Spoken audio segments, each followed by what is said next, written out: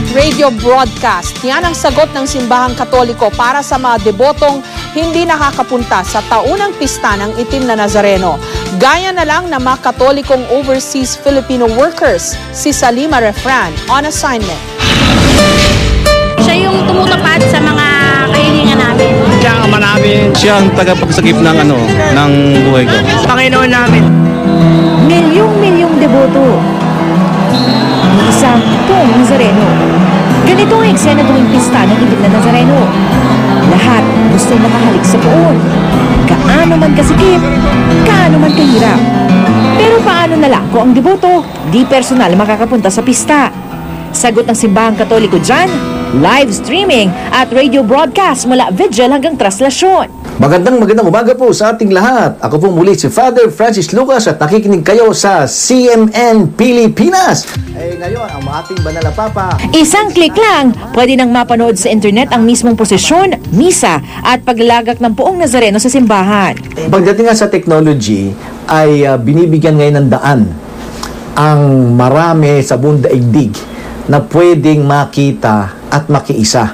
Bagamat wala na silang time o panahon na makiisa sa prosesyon. Ang OFW mula Middle East na si Ging, hindi niya tunay na pangalan. Dito na lang daw sa internet at TV susubaybay sa taunang traslasyon. Mahigpit man ang batas sa Middle East patungkol sa Katolisismo at ibang relihiyon maliban sa Islam, gusto pa rin daw makiisa ni Ging sa pagdiriwang ng pista. Nalaga kasi, unang-una sa lahat, kahit na hindi ka nakakapagsimba, hindi ka nakakapunta sa mga church, nandun pa rin yung connection mo through God, through Mass, through mga piyesta na nasa na katulad niyan. Kahit na alam mo wala ka sa bansa mo, mapapanood mo pa rin siya, makikita mo pa rin. At dahil sa bagong teknolohiya, pati social media nagagamit sa pamamanata. Ang iba nga, naki-selfie pa sa mga replika. Wala naman daw masama sa pagkuha ng larawan, basta dito makakaabala o makakasakit sa ibang mga deboto. Ang technology ay hindi siya negative. Yung gumagamit nito ang nagiging negative. So pag walang nag-guide, nawawala rin namang respeto. Mula sa mga selfie, samot-sari rin ang mga larawang kuha ng mga photographer na nag-upload sa social media. Ako po si Obi Sanchez, 27 years old. Ika-5 taon nang nagkukuha sa Poong Nazareno. Gusto ko makuha na yung emotion ng tao, kung paano yung dinadala nila, paano nila inihila yung poon, kung paano nila pinapasan.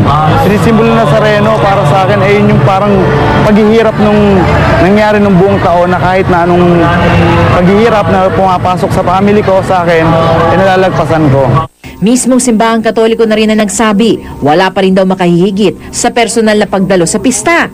Pero hindi naman daw mapanghusga ang Poong Nazareno.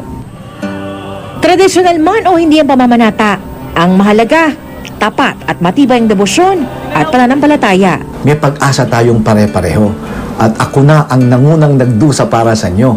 Kaya itong mga deboto naman, nakikiisa sa paghihirap. Salima Refran, GMA News.